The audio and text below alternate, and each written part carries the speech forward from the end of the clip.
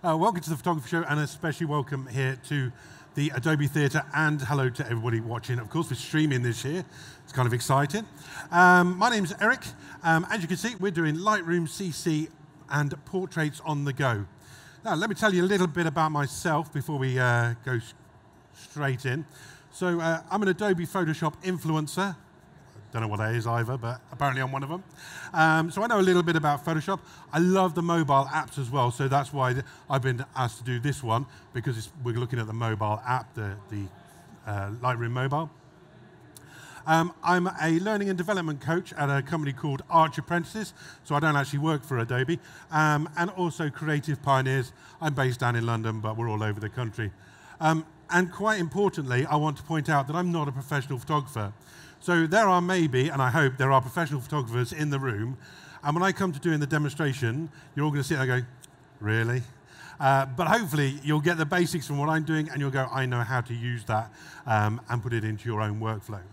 So like I say, we're going to look at Lightroom Mobile and look at Lightroom CC to help you get your photographs on the go. Okay, here we go then. So first of all, what I need to do is I need a volunteer, wherever she is. There she is. This is Bethany, everybody. Yeah, one polite person. Look. Oh, this is Bethany, everybody. Hey. All right, not bigger reception than I get, please. You know, keep down. All right. So Bethany is part of the Adobe team. And what I'm going to do is I'm just going to flip over to my other screen here. You can see that we've got the camera down there. Beautiful, thank you. We've got the camera down the bottom there. Now, if I click on the camera, we then have a camera that we can use within Lightroom Mobile. And I'll start to calm down a bit. This is the talk that I'm most nervous about over the weekend, and this doesn't help. We've got the camera here, and as you can see, it's quite nice. We're on auto at the moment. That's how it comes to you by default. Hello, everybody. All right, nice, thank you. And of course, you'll be in live stream now as well, so that's even better. We're in auto. We've got some control while we're in auto. If I click on the three little buttons down the bottom just here, you can see that we then have a few bits and bobs that we can use. We can go here, and we can change the crop ratio, which you know, is all right if you're in a hurry, but we want it to go full screen really, and then crop later if we're going to use Lightroom. We've got a nice little timer here as well. I'll point this down again for sure, making you all feel a bit uncomfortable. We've got a timer there, and then we've got this one that looks like an eye. It looks like it should be red eye, but no, what we've got here, we've got some grids, whether it be the lower thirds, the thirds, or halves, or even the golden ratio, and we can switch those on and off. Now, if like me, you've got one leg shorter than the other and your photographs always come out a little bit askew, then you might like this little feature here, which is the level. So as you move the camera around, so as we can find it level. Ooh. Like I say, that's really helpful for me because I really do struggle. That sounds like they're having a good time next door. I really struggle to get my pictures level. Anybody else have that problem?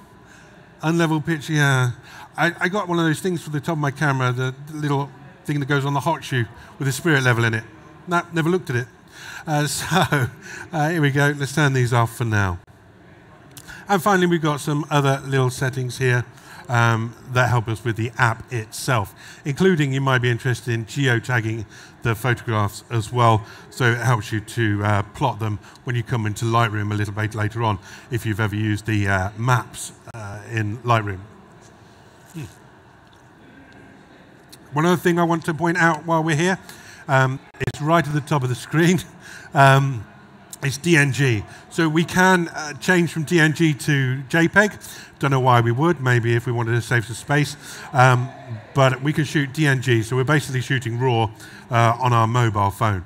And obviously that's going to be beneficial to us when we come to edit a little bit later on. I got you in here way too early, didn't I, Beth? I'm sorry. I'll just make it, yeah, it gives them a nice look out while I'm stood here, really, doesn't it? Okay.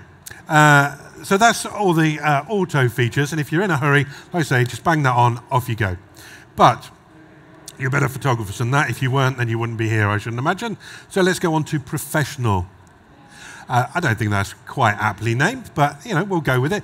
Professional. Now we can start to get into the camera itself. So we can change the shutter speed, just very easy by using the slider here. And we can also change the ISO. The white balance as well, I'm going to keep set to auto, but we have the regular choices there. And we can also change our depth of field. Now this is really nice. I don't know if I can show you on here. Maybe it's not going to be quite bright enough, but about that far away I can see my my fingerprints with this particular camera. So it's really kind of, it's really nice. Oh, you can just about see. It's really nice, detailed. Can we go something a bit? Okay, we're struggling a little bit. Okay, you notice I've got a fan here as well. I'm really struggling today. Okay, let's reset everything and we'll have a look at how this might actually come into a real world scenario. So I'm going to just move this a little bit over. I've got my window, obviously, all ready. So I'm going to ask Beth to come and stand by the window, like we didn't practice earlier on. Now I am tethered to the surface only because I want you to be able to see what's on the phone. In no way does this affect what's going on here. So with Beth, just a little bit that way, please. Okay, good. Now I'm taking advantage of that backlight as well, which is helpfully placed. But now you see that I can now go into my settings and I can change the shutter speed and I can bring it right up and we can start to get a little bit of mood. Now earlier on when we were doing this, there was a video playing on the screen. We were getting some really nice shadows moving across her face and things like that. We can also change the ISO. So I can bring this up. Obviously it's going to get grainy, you know that. So I'm going to bring that down a little bit there. And then we can just bring that up. Oh, but it looks a lot brighter on the screen up there than it does on my phone. You look really moody on here. She's not moody, you are normally. I'd say that while she was in swinging distance, well, no, though. All right, so let's just take a photograph there. Okay. Now, thank you, Beth. So I've only just taken the one photograph, and we can see that within our Lightroom. And if I go to all photos, excuse all the rubbish that might be on there as well, but you can see that we've got no. Christmas decorations. You can see that we've got the pictures up here. It's nice. And here's some of the ones that we took earlier on. Well, Beth was carrying a box. That was kind of nice. There you go. There's the photograph that we've got. Now, like I say, I'm not a photographer. I'm not expecting that to be an amazing photograph, not in these situations and with my skill set.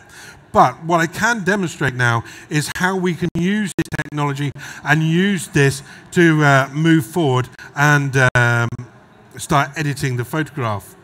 So what we want to do here is we want to go back onto Lightroom. And I'm going to go onto Lightroom CC. There we go. And then hopefully in here we should see. Yep. We should see that we've got our pictures of the. Yeah, I know. We could just watch this, couldn't we? Just go, yeah, all right. We've got our pictures from earlier on. And any second now. Stop it. Any second now. There it is. We've got our picture of Beth. Please stop.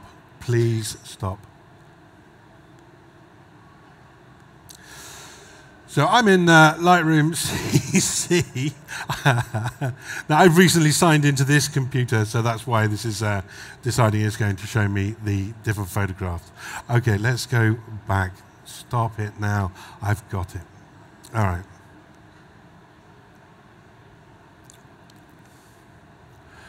Okay, cool. Oh. Okie dokie. We have lots of photographs here that we can then go through, and I'm going to go back to my originals if I can find it. Oh dear, oh dear, oh dear, oh dear, oh dear.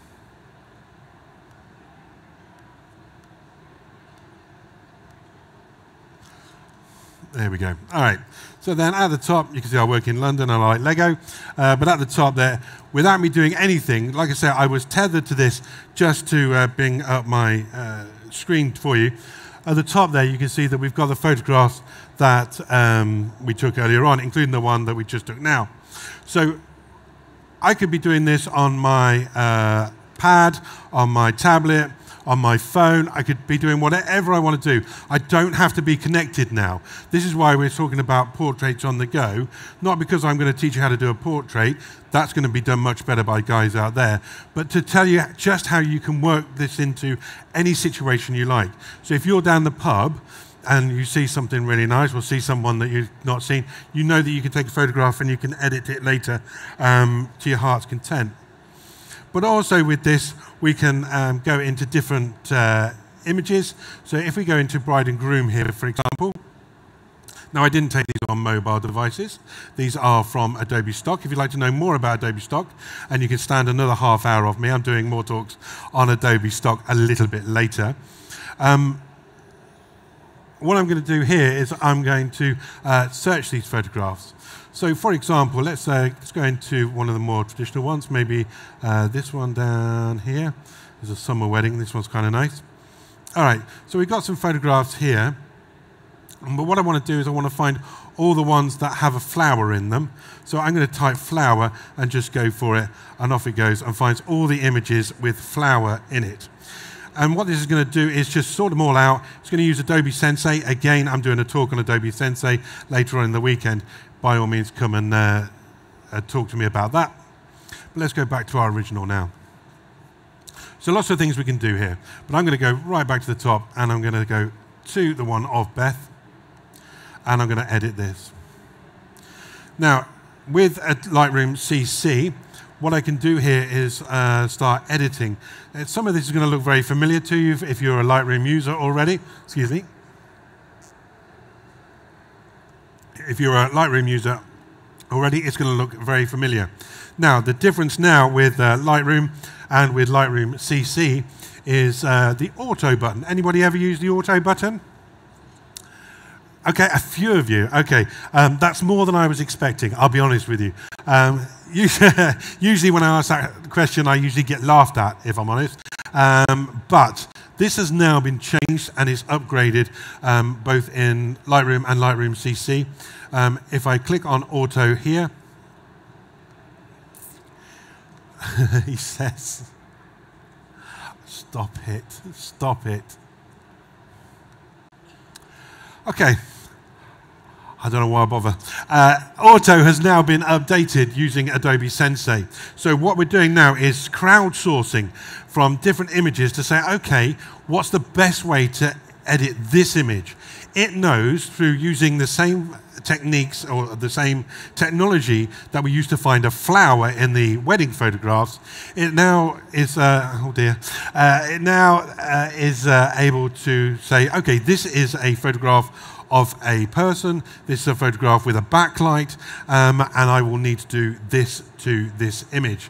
And I have no idea right now why it's not allowing me to do that. It's getting me, I can do it on, it comes and then it goes. Oh, here we go. All right, so let's do that. There we go. All right. So it's just done that. It's done the auto for me. It's decided through the crowdsourcing that this is going to be the best way to do it. Now, I might crop this down. I might try and get rid of some of this in the background, darken it down. You know this, you're photographers. And I might try and do a little bit of retouching here and there. I don't think Beth needs it, but we might want to do some retouching with some of the tools.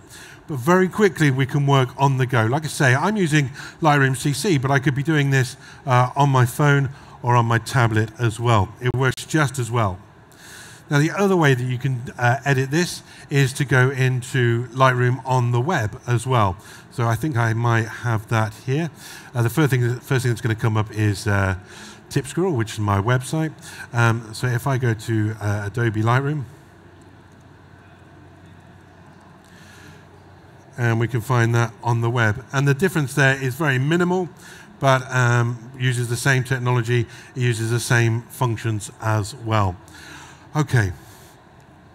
So we name this Portraits on the Go, but as you can understand, this is more than just portraits. This is for any kind of photography that you use at all. Okay, I'm not going to whittle on too much more about this. I wanted to get the idea over that it's mobile technology. It's keeping you away from the desk. We want you to be away from the desk to create where you want to create. I don't know about you, but and like I say, I'm not professional at this, but I would much rather do it next to the TV or next to the lake.